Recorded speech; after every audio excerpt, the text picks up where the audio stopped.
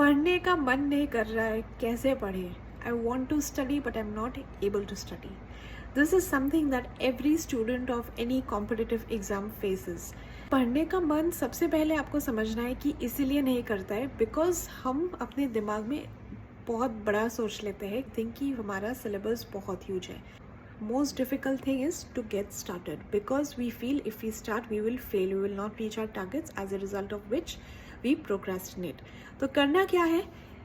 जैसे भी करके आपको बस स्टार्ट करना है, शुरुआत करनी है. जैसे ही आप टेबल पर बैठ जाओगे, जैसे आपको प्रोग्रेस दिखेगा, you will feel like studying more.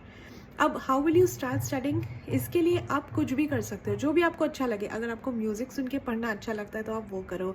If you feel कि आपको 1 कप ऑफ कॉफ़ी की जगह 2 cups of coffee would help you more, then आप वो कर लो.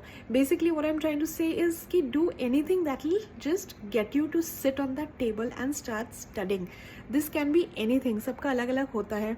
और जैसे मेरा होता है कि मैं एक ही लोकेशन में पढ़ के थोड़ा बोर हो जाती हूँ, तो आई नोटिस कि whenever I change my place, अगर मैं एक पर्टिकुलर रूम में एक डेस्क में पढ़ती हूँ तो I shift to somewhere where there is more sunlight, तो वहाँ मुझे ज़्यादा प्रोडक्टिव लगता है, ज़्यादा अच्छे से पढ़ाई हो पाती है. तो मैं वो करती हूँ. जो भी आपको काम करे, just do anything that will help you to get started. Second thing and जो बहुत इंपॉर्टेंट है, ऑफकोर्स हम गोल्स तो सेट कर लेते हैं and it is not important कि आप हर गोल हर रोज़ अचीव कर पाओ. That is not possible practically, क्योंकि कभी हमें कहीं जाना पड़ जाता है, कभी कुछ इमरजेंसी आ जाती है या हमें कुछ बफर टाइम चाहिए होता है. But to keep yourself on track, to know where you stand and where you are going, try to make a day wise plan till your exam time. For example, अभी जैसे 2 महीने बचा है exam को, तो पूरा 2 महीने में एवरी डे आप क्या करोगे वो आप एटलीस्ट टॉपिक वाइज लिख दो उधर. इफ़ नॉट पूरा 100% लिख पाओ, बट एटलीस्ट टेंटेटिवली कि आप एवरी डे क्या कर रहे हो. And once you are done with it, just mark it green or just put a tick in front of it. That will show you your progress on pen and paper. तो वो देख के आपको और मोटिवेशन मिलेगा to keep doing more.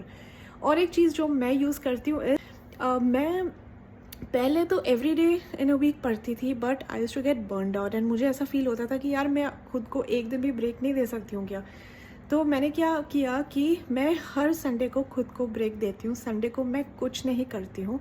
So this gives me time to do things that I love and also to do nothing at all, क्योंकि मन करता है कि एक दिन तो वीक में हो जहाँ हम कुछ नहीं कर रहे हैं, जहाँ हम कुछ भी कर सकते हैं जो भी हमें अच्छा लगे.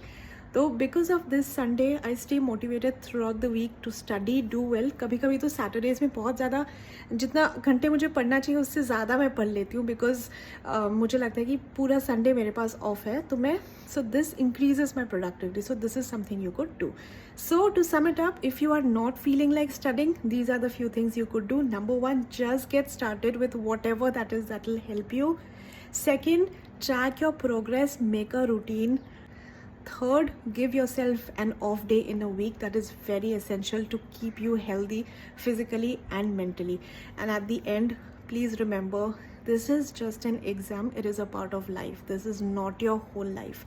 And study with a happy, calm and positive mind. Take care. See you in the next one.